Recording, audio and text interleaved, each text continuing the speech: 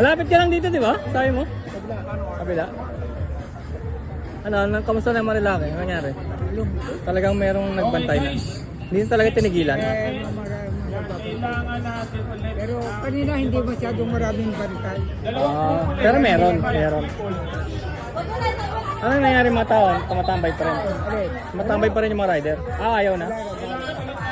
Kahit yung mga photographer. Layo-layo.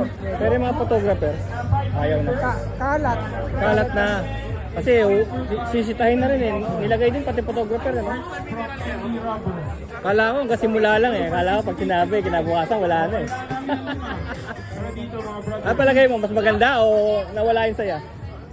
Mas maganda? Malungkot. Malungkot. Kasi yung lugar na yun, malungkot naman talaga pag walang tao eh, no?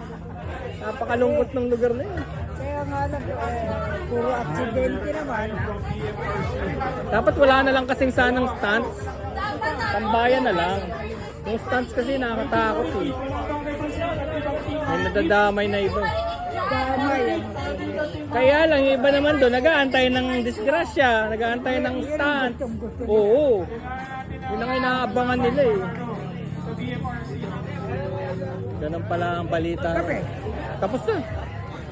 Nantok ang ako kanina eh. Kala ko walang pagkain dito, meron pala. Kumain ka na?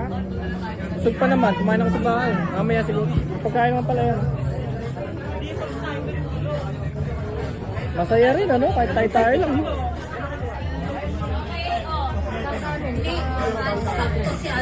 Walang susukoy ba? Nali na rito. Magkano yung coke mo? Wala. Yung tropa na dito. Ayun, sila kuya.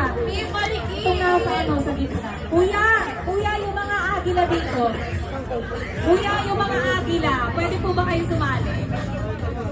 Yung mga kuya natin dito. Eto. Si mga agila at sa nating PMRs. Ayan, ang crowd ng mga riders ng Marilaki, napunta dito.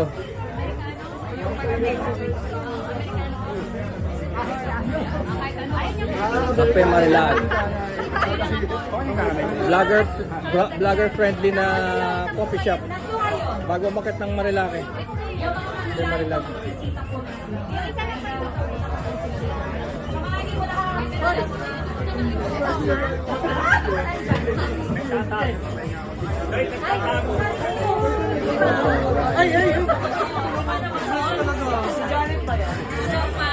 Sali ka, boss! Ayaw mo?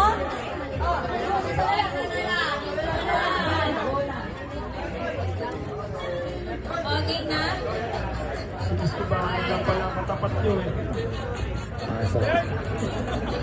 Kailangan pala eh, Miss Ibanaw eh. Sabi, ay sinasabi yung promo na sabi, ang laki ng kakanta na